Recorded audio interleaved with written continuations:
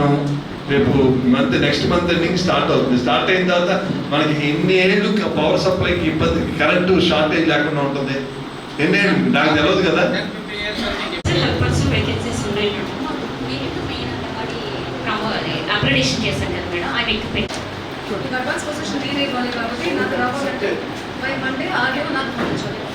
మాట్లాడి ఏదన్నా public contribution పెడతాను, లేకపోతే ఎక్కడో బ్రిడ్జ్కి ఒక పేరు అన్న పెడతాను. పేరు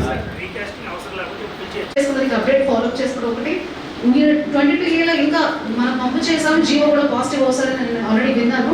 కానీ ఆ మూడు కూడా పంపిస్తే ఒక సాటిస్ఫాక్షన్ ఉంటుంది. ఇంకా మనకి రెవెన్యూ చిల్డ్రన్ వల్ల తెలియకుండా 20 పట్టారు, గ్రామకండ కాబట్టి 20 కేసెస్ కూడా ఇంకా మనకు తెలియకుండా ఉంటుంది. అలాంటి కేసెస్ కూడా మొత్తం 4 మండల్స్లో మండే మధ్యాహ్నం కూర్చొని ఇంకా 20 సమస్యలు ఏదైనా ఉంటే ఈ 4-6 ఇష్యూలు కాకుండా ఉంటే కూడా అప్లికేషన్ తీసుకోండి విలేజ్ కూడా మీకు చెప్పడం జరిగింది.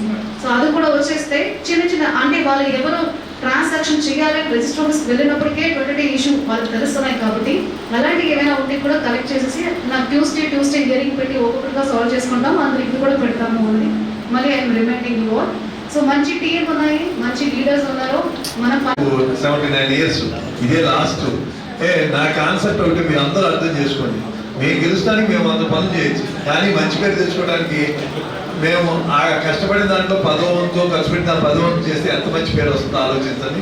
అదే కాన్సెప్ట్ పబ్లిక్ సాటిస్ఫాక్షన్ బాగుండేది చేద్దాం. కలెక్టర్ గారికి స్పెషల్గా ఆమె ఇనిషియేటివ్ తీసుకుని ఈ మీటింగ్ పెట్టించారు. ఆమె మరీ కృతజ్ఞతలు తెలియజేస్తూ మీ అందరూ ఏ ఇబ్బంది వచ్చినా మనం ఫ్యామిలీ అందరూ కలిస్తేనే పబ్లిక్ని సాటిస్ఫై చేయగలరు.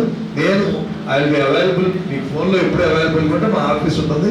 మనం ఎవరితో అయినా మన కాదు సొంత విషయం కాదు, ఎవరితో అయినా ఎప్పుడైనా మాట్లాడచ్చు. Please, thank you.